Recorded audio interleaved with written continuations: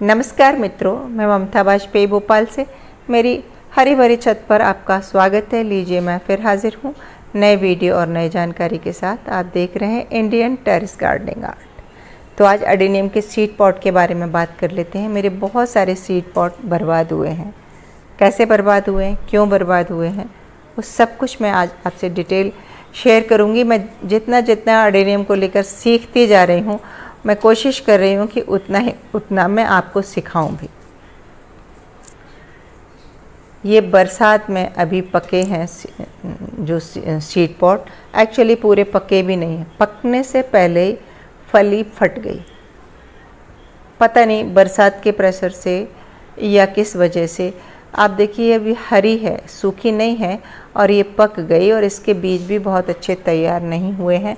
और इसके बीज के साथ क्या हुआ है वो भी मैं आपसे अभी डिटेल में शेयर करूंगी।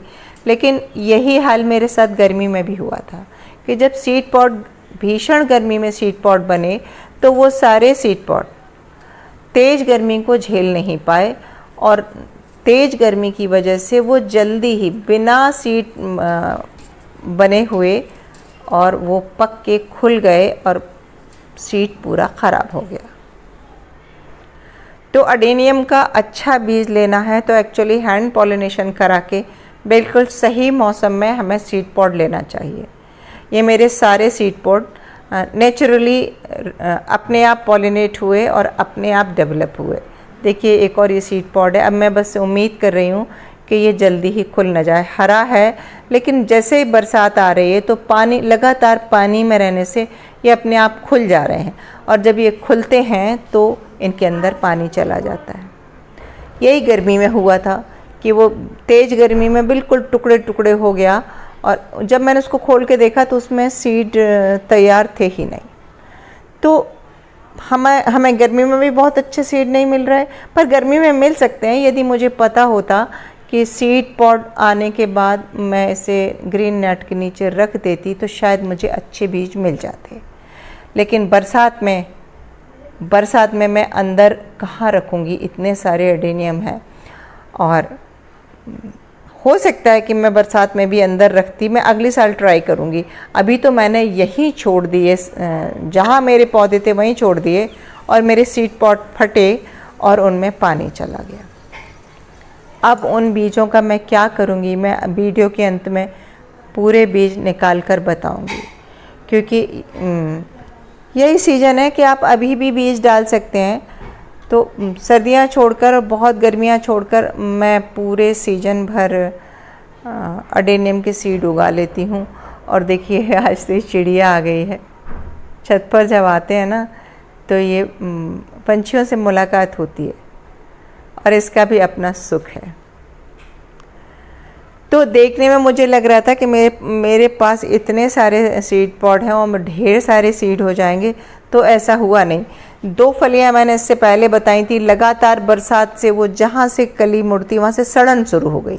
तो या तो उनमें सड़न शुरू हो रही है, या उनका जो क्रैक हो रही हैं वो, और वहाँ से पानी जा रहा है तो पूरे बीज सड़ रहे हैं, या गर्मी में ख़राब हो रही है। तो एक चीज़ हमने सीख ली कि वो सीड पॉट जो बरसात ख़त्म होने के बाद पक के तैयार होंगे, यानी कि अभी अगर हम पॉलिनेशन करा देंगे बरसात में, और अगर वो टिक जाता है।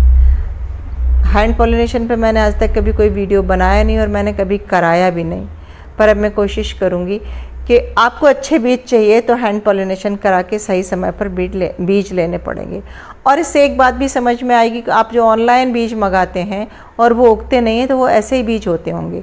वो देखने में तो अच्छे दिखते हैं, और देखने में उनमें ज़्यादा अंतर समझ में नहीं आता, लेकिन जब आप बोते हैं तो वो पूरी तरह मैच्योर नहीं हुए होते हैं। फली मैच्योर नहीं हुई और फट गई।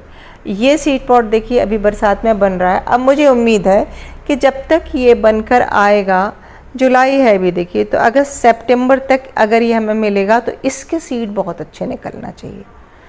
तो आप YouTube पर सर्च कीजिएगा हैंड पॉलिनेशन, और फिर आप अब मेरे बताए हिसाब से हैंड पॉलिनेट करा के देखिए, और पूरा प्लान करके इस तरह से पॉलिनेट कराइए कि आपको ये जो बरसात का मौसम है और बहुत गर्मी का मौसम है वो छोड़कर सीड पॉट मिले।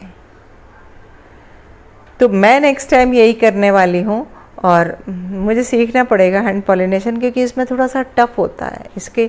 इसका फूल पूरा काट के और डिफ़िकल्ट, मैंने यूट्यूब पे बहुत बार देखा पर कभी प्रयास नहीं किया। अब चलो मैं बीज निकाल के दिखा देती हूँ आपको। पहले तो फली देखो हरी है, आपको दिख रही है कि ये कच्ची है, और ये रात में खुल गई और बरसात हुई तो पूरा पानी इसमें चला गया। जब पानी फली के अंदर गया तो जो बीज था वो फूल कर मोटा हो गया। जैसे कि हम अंकुरित मूंग वगैरह अंकुरित करने के लिए और हम पानी में गला देते हैं ना, ठीक उसी तरह देखिए आपको दिख रहा है। आपको रंग भी समझ में आ रहा होगा।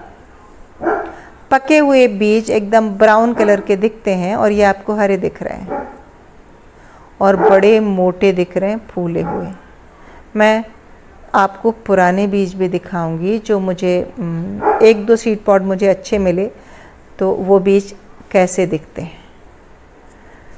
तो बहुत सारे सीड पॉड लगने के बाद भी आपको सारे सीड सुरक्षित तरीके से मिल ही जाएंगे, इसकी कोई गारंटी नहीं होती। इतने सारे सीड पॉड में से मुझे बहुत थोड़े से बीज मिले हैं जो हेल्दी हैं। हालांकि ये बीज जो है ना, इनको मैं बोकर देखूंगी और देखती हूँ कि कितने उगते हैं कि नहीं उगते हैं, कि क्या होता है। ये मेरा पहला अनुभव नहीं है, मेरे साथ पहले भी ये हुआ है।